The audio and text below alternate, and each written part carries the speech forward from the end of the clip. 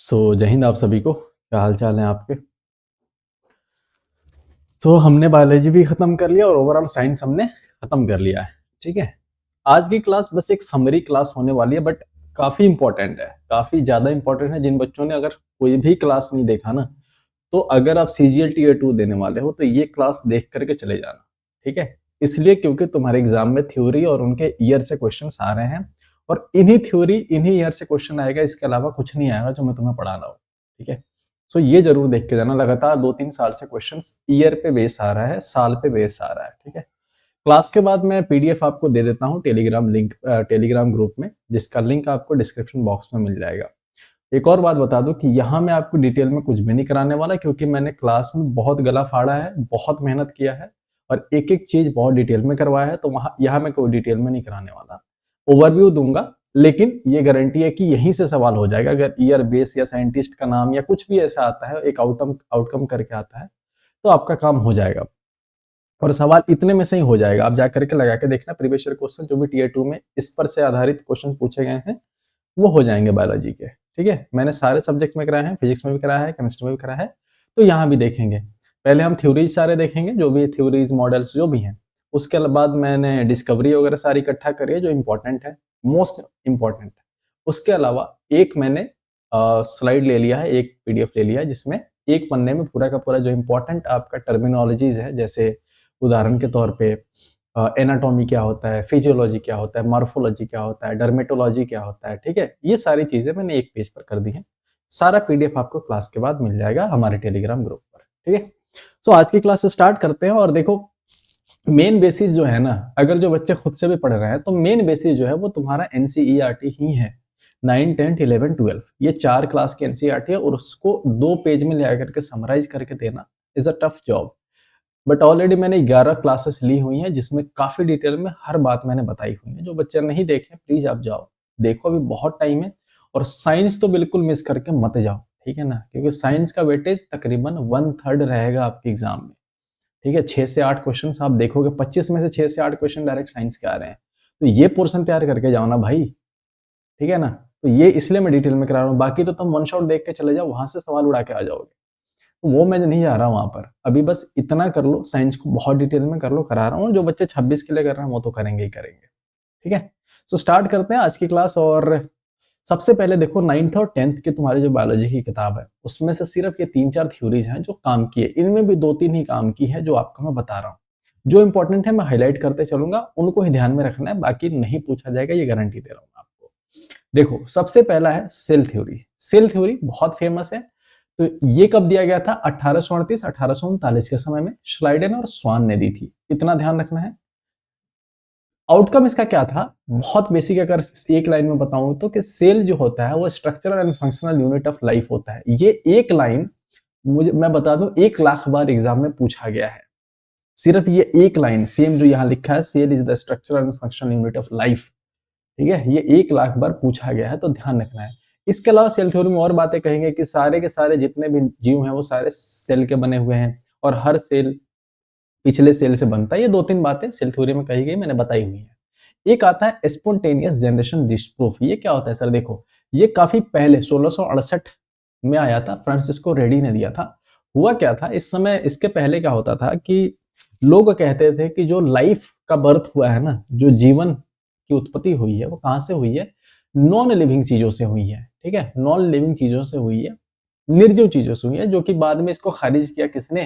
Francisco ready ने, और कहा कि नहीं साहब, ऐसा नहीं है, लाइफ अचानक से नहीं आ गया है, और लाइफ निर्जीव चीजों से नहीं आ गई जो आप कह रहे हो। बाद में इसको कई सारी चीजें, कई सारी थ्योरीज आई, और उसके बाद से हमने देखा कैसे कैसे इनऑर्गेनिक मटेरियल से लाइफ का बर्थ देखने को मिलता है। खैर, आगे देखो, बायोजेनेसिस वर्सेस एबायोजेनेसिस नॉट इंपॉर्टेंट, कोई जरूरत नहीं पढ़ने के, बस एक बार देख लो, दिया था पास्चर ने। और इसमें यही बात बोली गई कि लाइफ जो है वो लाइफ से राइज होता है। ठीक है, एक नया लाइफ पिछले लाइफ से बना हुआ है, जीव जीव को जन्म देता है। ठीक है, एक होता है जर्म थ्योरी ऑफ डिजीज, ये दिया था लुइस पास्चर। इन्होंने कहा कि भाई साहब, बीमारियां जो होती है ना, वो किसी न किसी माइक्रोब या माइक्रो ऑर्गेनिज्म के कारण होती है। ये सिंपल है। एक है क्रोमोजोमल सेक्स डिटर्मिनेशन, जो तुम्हें पता है ना कि एक्स एक्स और एक्स वाई, ये होता है ना मेल और फीमेल में क्रोमोजोम। बाकी सारे क्या होते हैं? ऑटोजोम, ये दोनों होते हैं सेक्स क्रोमोसोम। तो ये जो सेक्स क्रोमोसोम वाला मैटर था, ये किसने दिया था? नेटी स्टीवंस ने दिया था 1905 में। आगे बढ़े। अब सेल थ्योरी में, सेल बायोलॉजी में कुछ और इंपॉर्टेंट थ्योरी, सेल थ्योरी हमने देख लिया। सेल थ्योरी के बाद एक था, ये इंपॉर्टेंट है, ये आपको देख लेना है, ओमनिस सेलुला ई सेलुला। इसका सिर्फ मीनिंग पूछा जा सकता है।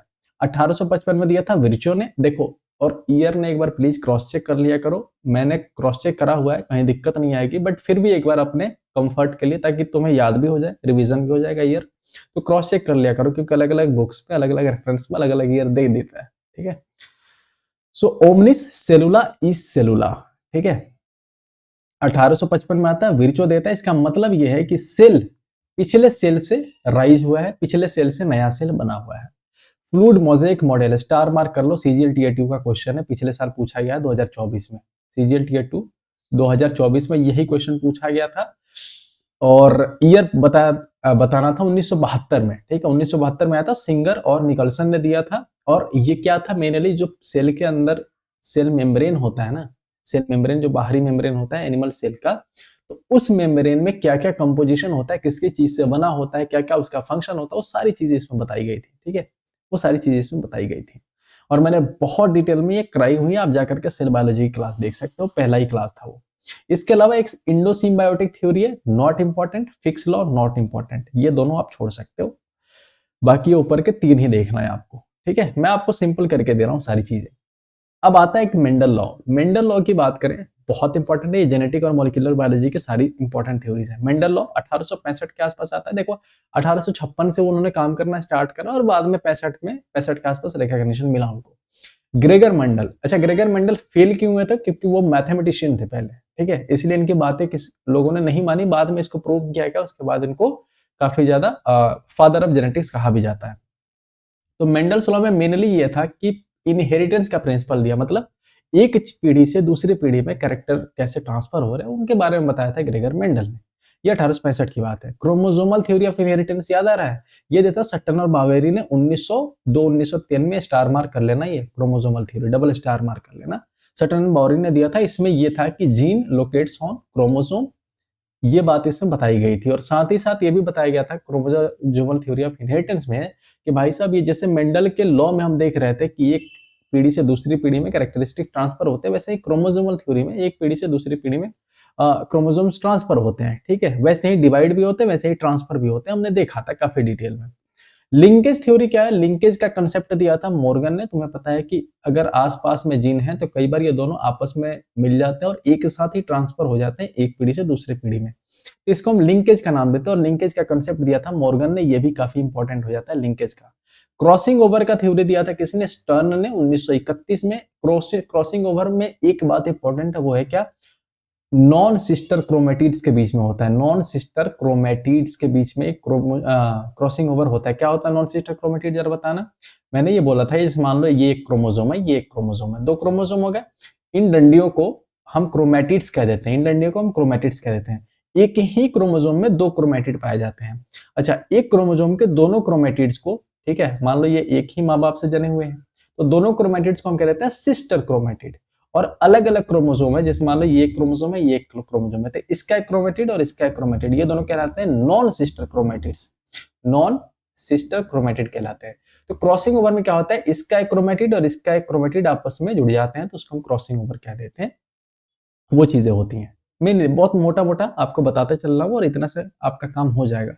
एक आया था सेमी कंजर्वेटिव रेप्लिकेशन, जिसमें हमने बताया था कि डीएनए से डीएनए बनाने की प्रक्रिया को अब रेप्लिकेशन कह देते हैं, और उसमें से सबसे जो सूटेबल थ्योरी थी वो थी सेमी कंजर्वेटिव की। इसमें क्या था कि भाई साहब मान लो ये डीएनए का 2 स्ट्रैंड है, तो जब नया स्ट्रैंड बनता है ना, तो नया स्ट्रैंड में क्या होता है? एक नया वाला स्ट्रैंड होता है और एक पुराना वाला स्ट्रैंड होता है, एक नया वाला स्ट्रैंड होता है, एक पुराना वाला स्ट्रैंड होता है। इसीलिए हम इसको सेमी कंजर्वेटिव रेप्लिकेशन कर देते हैं, और ये भी स्टार मार्क कर लो, ये भी तुम्हारे एग्जाम में आने के काफी ज्यादा चांसेस है। ये 1958 में दिया गया था, मिशेल्सन और स्टॉल ने इसको बताया था। एक स्ट्रैंड नया होता है और एक स्ट्रैंड पुराना होता है, मैंने आपको बता दिया। उबल हाइपोथेसिस में जेनेटिक कोड की बात करें तो मैं बताया था मैंने कि जेनेटिक कोड क्या होता है? 2-3 नाइट्रोजनस बेस मिल करके आपस में क्या करते हैं? जेनेटिक कोड बनाते हैं, जिसमें सबसे इंपॉर्टेंट क्या था? 3 थे, यूएजी, यूजीए और यूएए। यूएजी, यूएए और यूजीए, ये क्या थे? ये तीनों के तीनों स्टॉप कोडोन थे, बहुत इंपॉर्टेंट याद रखना। और एयूजी क्या था? वो था स्टार्टिंग कोडॉन, जिसको हम मेथियोनिन भी कह देते हैं। एक और बात थी कोडॉन के बारे में कि भाई साहब कई सारे कोडॉन्स एक ही एमिनो एसिड को कोड कर सकते हैं, यूनिवर्सल होते हैं, डिजेनरेट होते हैं, ये सारे कंसेप्ट मैं आपको सिखा चुका हूं, इसलिए मैं यहाँ नहीं बता रहा।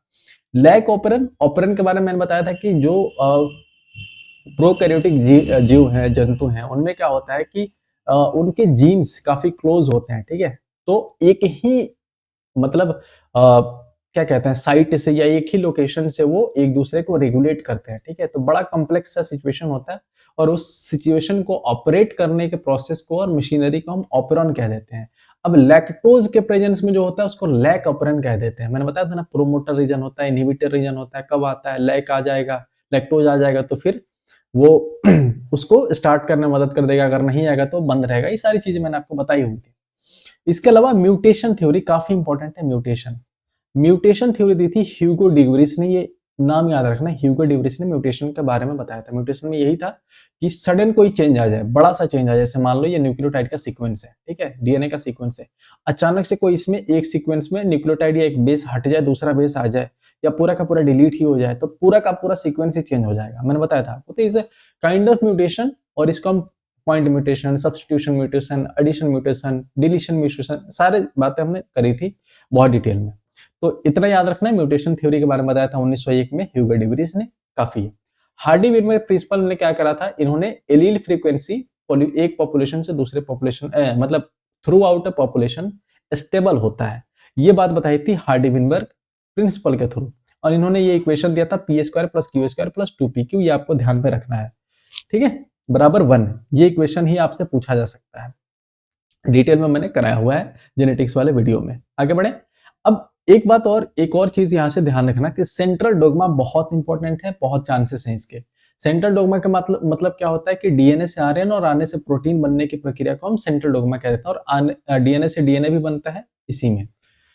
तो ये पूरा का पूरा प्रोसेस क्या कहलाता है, ये वर्क कहलाता है सेंट्रल डोग्मा ऑफ लाइफ, और इसको दिया था फ्रांसिस क्रिक ने 1957 में प्रपोज किया, और 1970 में ये पब्लिश हो गया था, ठीक है। चलो अब आ जाते हैं बायोटेक्नोलॉजी पर। बायोटेक्नोलॉजी की अगर हम बात करें तो मेजर थ्योरीज उसमें क्या क्या है, कल की ही क्लास में हमने सारी बातें करी है। रिकॉम्बिनेंट डीएनए टेक्नोलॉजी, इसमें तो मैं ज्यादा एक्सप्लेन नहीं करूंगा क्योंकि ऑलरेडी मैंने पिछली क्लास में बता दिया है, बट फिर भी देख लो। रिकॉम्बिनेंट डीएनए टेक्नोलॉजी में मैंने बताया था कि मान लो कि एक ह्यूमन का जीन है, डीएनए है, उसका हमने एक हिस्सा काट लिया, ठीक है, हमें इतना ही जीन का कॉपी चाहिए, तो हम क्या करते हैं, इसका एक हिस्सा काट लिया, और मान लो हमने क्या करा कि बैक्टीरिया का जीन वो डीएनए निकाल लिया, प्लाज्मिड निकाल लिया, ठीक है, और प्लाज्मिड को हमने थोड़ा सा एक हिस्सा काट के इसको यहाँ ले करके चिपका दिया, और इसको क्या कर दिया, जैसे इसको चिपकाया और चिपका करके इसको हमने जब ये चिपक जाता है तो ये नया सीक्वेंस बन जाएगा यहाँ पर, ठीक है, तो ये कहलाता है रिकॉम्बिनेंट डीएनए, नया डीएनए बन गया। अब इसको हम क्या कर रहे थे, बैक्टीरिया के अंदर इंसर्ट कर दे रहा था, जिसको हम ट्रांसफॉर्मेशन कह रहे थे, और वो इसके कॉपीज बना दे रहा था। काफी डिटेल में बताया मैंने, इसलिए यहाँ पर मैं नहीं बता रहा हूँ, कोई फायदा नहीं है, बस थोड़ा थोड़ा देखते चलो, क्योंकि ऐसे समझ में आएगा भी नहीं। अगर आपने डिटेल में पढ़ा है तभी समझ में आएगा ये सब चीजें, वरना नहीं समझ आएंगी। कहीं से भी पढ़ रहे हो, अगर वो नहीं पढ़ा रहे तो आप उनसे बोलो कि आप पढ़ो, आपको वो पढ़ाएं, ठीक है ना। ये सारी चीजें बहुत जरूरी हैं आपके एग्जाम के पर्सपेक्टिव से। तो रिकॉम्बिनेंट डीएनए टेक्नोलॉजी 1973 में कोहेन और बोयर ने दिया था। इसमें नया डीएनए रिकॉम्बिनेशन होता है। रेस्ट्रिक्शन एंजाइम कल ही बताया मैंने, न्यूक्लियस एंजाइम दो टाइप का होते हैं, एक होता है एंडोन्यूक्लियस, एक होता है एक्सोन्यूक्लियस। इंडोन्यूक्लियस का एक खास वैरायटी जिसका नाम है रेस्ट्रिक्शन एंजाइम, ये क्या कर देता है कि डीएनए को अपने स्पेसिफिक साइट पर काटता है, ठीक है, जिस स्पेसिफिक साइट को ये पहचानता है उसको हम पैलिंड्रोमिक सीक्वेंस कह देते हैं। याद आ रहा है? 1970 में किसने दिया था, आर्बर और स्मिथ ने दिया था, और जॉन नाथन्स ने दिया था। खैर, पीसीआर पॉलीमरेज चेन रिएक्शन, कल की क्लास में हमने इसको भी करा है। 1983 में कैरी मुलिस ने दिया था, इसको स्टार मार्क कर लो, ये आ सकता है पॉलीमरेज चेन रिएक्शन। इसमें मेन काम क्या था कि डीएनए का एक फ्रेगमेंट उठा रहे थे, डीएनए का एक टुकड़ा ले रहे थे, उससे कई सारे टुकड़ा बना रहे थे। डीएनए फिंगरप्रिंटिंग, ठीक है, इसका कंसेप्ट दिया था एलेक्स जाफरी ने, स्टार मार्क कर लो, ये भी छापने के चांसेस बहुत ज्यादा है आपके एग्जाम में। 1984 में जेनेटिक आइडेंटिफिकेशन के ये काम आता है।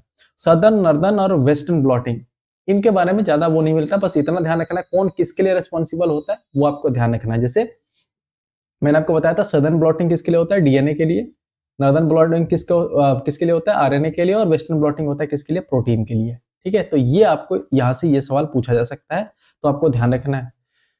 और ईटीएल का मतलब होता है, कई बच्चों के मन में डाउट आएगा, तो एंड अदर्स, ठीक है, ये ग्रीक होता है, इसका मीनिंग होता है एंड अदर्स। अब आ जाते हैं कुछ और थ्योरी, जैसे स्लाइडिंग फिलामेंट थ्योरी। हम ह्यूमन फिजियोलॉजी वाले चैप्टर में आ गए, चैप्टर वाइज मैंने डिवाइड कर दिया है। ह्यूमन फिजियोलॉजी में स्लाइडिंग फिलामेंट थ्योरी थी। इसमें क्या है, जैसे मैंने बताया था आपको कि एक्टिन एंड मायोसिन नाम के क्या होते हैं, प्रोटीन होते हैं हमारे मसल्स में। वो क्या कर देते हैं, इसको कॉन्ट्रैक्ट और एक्सपेंड करने में मदद कर देते हैं। कॉन्ट्रैक्ट और एक्सपेंड कहते होते हैं, कैसे होते हैं, जब ये आपस में मूवमेंट करते हैं मसल्स हमारे, ठीक है। तो इस थ्योरी को स्लाइडिंग फिलामेंट थ्योरी के थ्रू समझाया था किसने, हक्सले ने 1954 में, कि जब कॉन्ट्रैक्ट होते हैं तो एक दूसरे के ऊपर आ जाते हैं, फिर वो एक दूसरे से दूर चले जाते हैं। इस बार को बताया था स्लाइडिंग फिलामेंट थ्योरी में हक्सले ने 1954 में। एक आता है हॉजकिन हक्सले मॉडल। ये नर्व इंपल्स वाला मैकेनिज्म है, जो मैंने आपको बताया था कि ये हो गया ब्रेन, ये हो गया स्पाइनल कॉर्ड।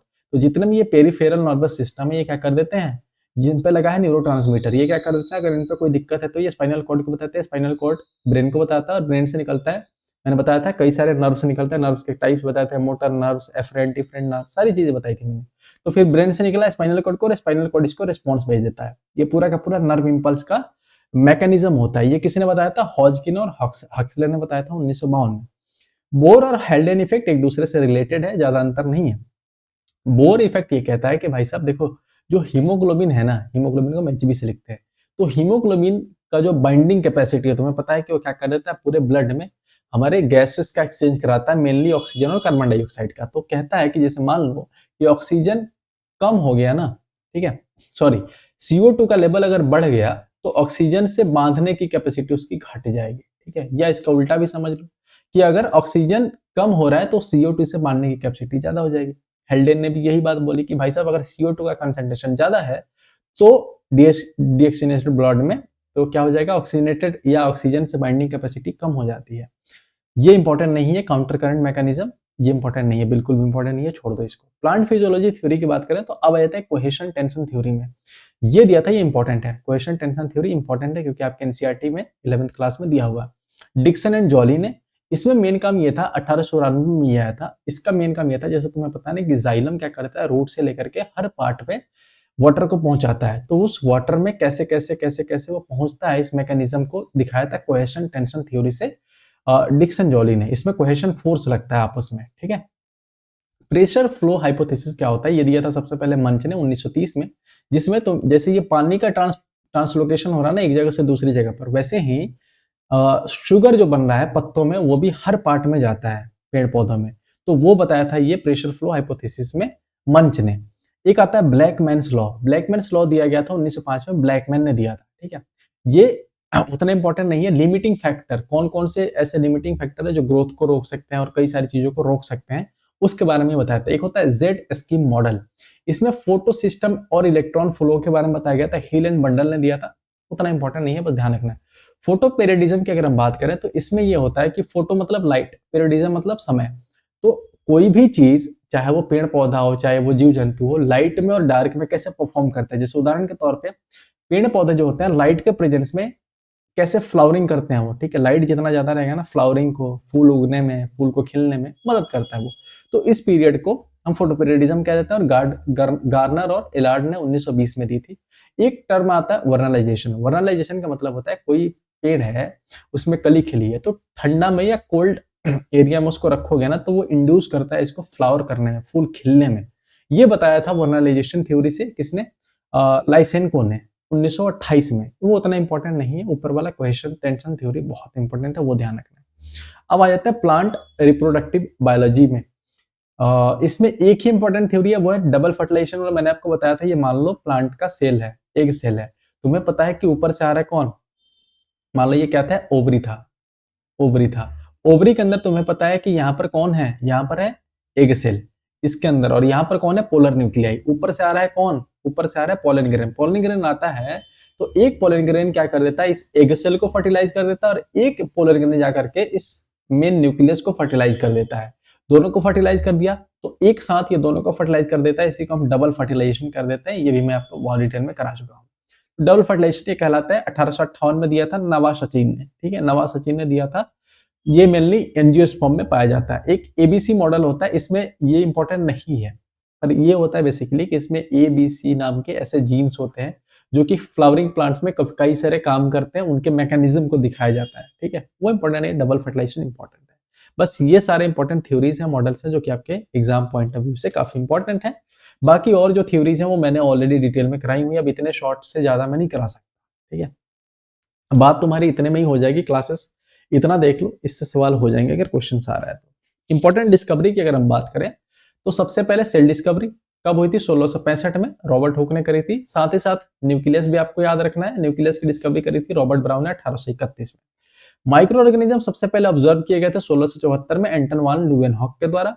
ब्लड सर्कुलेशन किसने दिया था? विलियम हार्वे ने 1628 में। बाइनोमियल नोमेनक्लेचर 1758 में कार्लोस लिनियस ने दिया था, याद आ रहा है, और इसी को हम टैक्सोनॉमी का, क्लासिफिकेशन का फादर भी कहते हैं। वैक्सीनेशन कल ही की क्लास में पढ़ा है, एडवर्ड जेनर ने सबसे पहले बनाया था, किसके खिलाफ बनाया था बताना कमेंट सेक्शन में। 1796 में इन्होंने बनाया, बाद में लुइस पास्चर ने भी बनाया था। उन्होंने किसके खिलाफ बनाया था वो भी आपको बताना है। लॉ ऑफ इनहेरिटेंस किसने दिया था? ग्रेगर मेंडल ने 1865 में, हम देख चुके हैं, इसलिए हम इनको फादर ऑफ जेनेटिक्स कह देते हैं। स्पॉन्टेनियस जनरेशन डिसअप्रूव्ड देख लिया हमने। इसके अलावा जर्म थ्योरी ऑफ डिजीज किसने दिया था? लुइस पास्चर ने, ठीक है, लुइस पास्चर ने। नेचुरल सिलेक्शन बहुत इंपॉर्टेंट है, स्टार मार्क कर लो नेचुरल सिलेक्शन पे, ठीक है। ये दिया था चार्ल्स डार्विन ने 1859 में, नेचुरल सिलेक्शन का कंसेप्ट।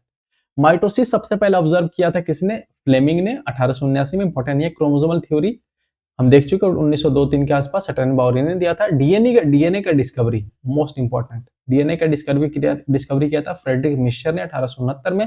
बाद में डीएनए का डबल हेलिकल स्ट्रक्चर किसने दिया था?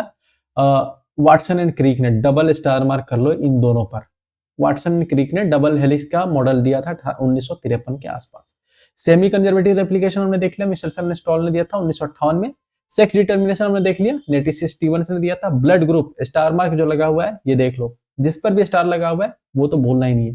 तो ब्लड ग्रुप दिया था कार्ल लैंड स्टीनर ने 1901 में। आरएस फैक्टर भी मैंने बताया था, लैंड स्टीनर ने दिया था, साथ ही साथ विनार भी था उसमें। पेनिसिलिन की खोज करी थी अलेक्जेंडर फ्लेमिंग ने, पहला एंटीबायोटिक। और इंसुलिन की बात करें तो इंसुलिन का स्ट्रक्चर दिया था सेंगर ने।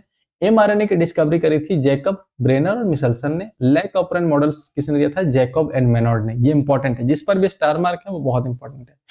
हीली रिएक्शन रॉबर्ट हिल ने। केमियोस्मोटिक थ्योरी दी थी पीटर मिचेल ने। ये इंपॉर्टेंट है इसलिए मैं आपको डिफाइन नहीं कर रहा।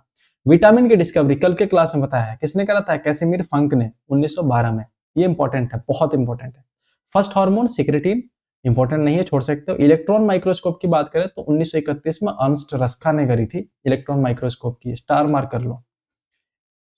एचआईवी की डिस्कवरी इंपॉर्टेंट नहीं है। ह्यूमन जीनोम सबसे पहले ड्राफ्ट कराया गया 2000 में, ह्यूमन जीनोम प्रोजेक्ट भी चलाया गया था। रिकॉम्बिनेंट डीएनए टेक्नोलॉजी 1973 में कोहेन एंड बोयर ने दी थी। पीसीआर 1983 में कैरीमोलिस ने दी थी। डीएनए फिंगरप्रिंटिंग एलेक्स जेफरे ने दिया था 1984 में। अच्छा, एक चीज और याद रखना है कि 1590 में हैंस जैनसन और जैक्रिस जॉनसन, ये दोनों बाप बेटे थे।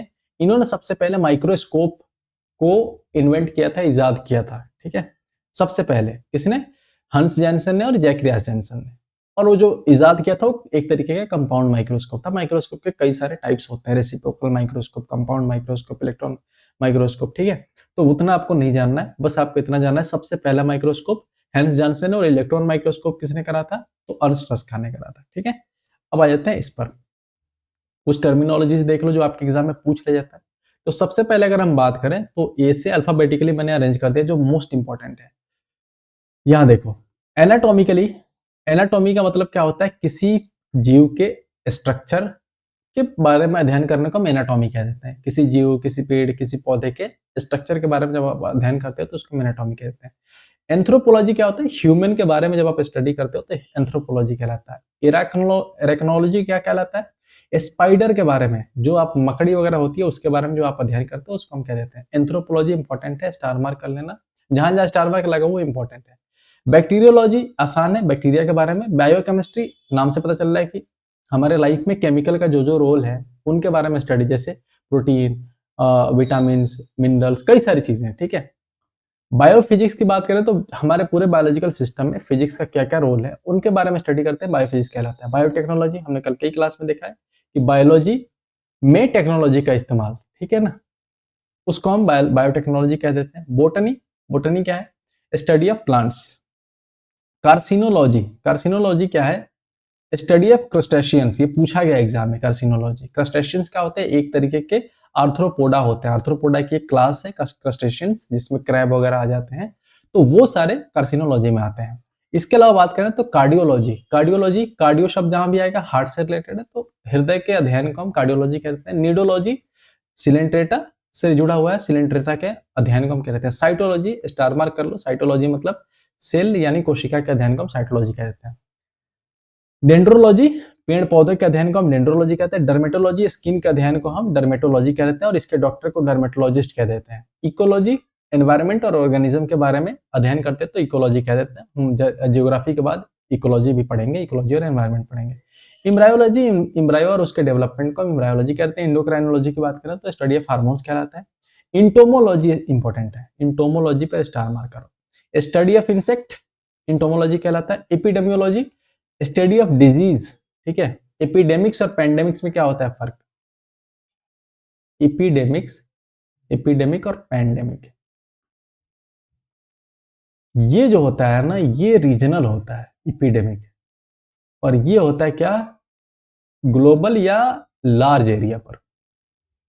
लार्ज एरिया पर, जैसे शुरू में जब कोरोना फैल रहा था चीन के आसपास वाले वुहान वाले एरिया में, तो उस समय वो एपिडेमिक था। जब पूरे ग्लोबली फैल गया तो पैंडेमिक हो गया। समझ आ गई बात? तो ये ध्यान रखना है। एपिडेमियोलॉजी क्या होता है? डिजीज के अध्ययन को कहते हैं। इथोलॉजी क्या होता है? एनिमल के बिहेवियर के अध्ययन को कहते हैं। इवोल्यूशनरी बायोलॉजी इवोल्यूशन के अध्ययन को। फॉरेंसिक साइंस इन्वेस्टिगेशन वाले बायोलॉजी को। ये सब आसान है, ये सब आसान है। फॉरेस्ट्री फॉरेस्ट को। जेनेटिक्स हेरिडिटी के अध्ययन को कह देते हैं। हेरिडिटी क्या होता है? अनुवांशिकी गुण जो एक पीढ़ी से दूसरी पीढ़ी में ट्रांसफर होता है। जीरेंटोलॉजी इंपॉर्टेंट है। जीरेंटोलॉजी मतलब होता है एजिंग, बुढ़ापे के अध्ययन को हम जीरेंटोलॉजी कहते हैं। गायनेकोलॉजी में क्या होता है? महिला के रिप्रोडक्टिव हेल्थ से जुड़े हुए जो भी चीजें हैं उसके बारे में अध्ययन करते हो तो गायनेकोलॉजी कहलाता है। और इसकी जो डॉक्टर होती है उसको हम गायनेकोलॉजिस्ट कह देते हैं या गायनी कहते हैं आप। हेलमिंथोलॉजी वर्म्स वगैरह जो कीड़े होते हैं रेंगने वाले, उनके बारे में अध्ययन करते हो तो हेलमिंथोलॉजिस्ट कहलाता है। हिमेटोलॉजी ब्लड के अध्ययन को कहते हैं। हर्पेटोलॉजी कहते हैं रेप्टाइल्स और एम्फीबियंस के अध्ययन को। एक होता है हिपेटोलॉजी, क्या होता है? हिपेटोलॉजी, तो ये कहलाता है लीवर के अध्ययन को, और लीवर के डॉक्टर को हिपेटोलॉजिस्ट कह देते हैं, ठीक है। हिस्टोलॉजी स्टार मार्क कर लो, बहुत बार पूछा गया। टिश्यू के अध्ययन को या उत्तक के अध्ययन को हम क्या कहते हैं? हिस्टोलॉजी। इक्टियोलॉजी भी काफी इंपॉर्टेंट है। इक्टियोलॉजी कहलाता है क्या? फिशेस यानी मछलियों के अध्ययन को। इम्यूनोलॉजी इम्यूनिटी का अध्ययन। इंटरनल मेडिसिन क्या है? इंटरनल ऑर्गन का। मेलाइकोलॉजी क्या है? मोलस्का का अध्ययन। और मैमल्स का अध्ययन को मेमोलॉजी कह देते हैं। ये तो इंपॉर्टेंट है नहीं, तुमसे कोई पूछेगा भी नहीं। मरीन बायोलॉजी क्या होता है? जो ओशियनिक लाइफ है, मरीन में रहने वाले लाइफ जीव जंतु, उनके बारे में अध्ययन को। माइक्रोबायोलॉजी इंपॉर्टेंट है। माइक्रोबायोलॉजी इसलिए इंपॉर्टेंट है क्योंकि स्टडी ऑफ माइक्रो ऑर्गेनिज्म क्या कहलाता है? माइक्रोबायोलॉजी।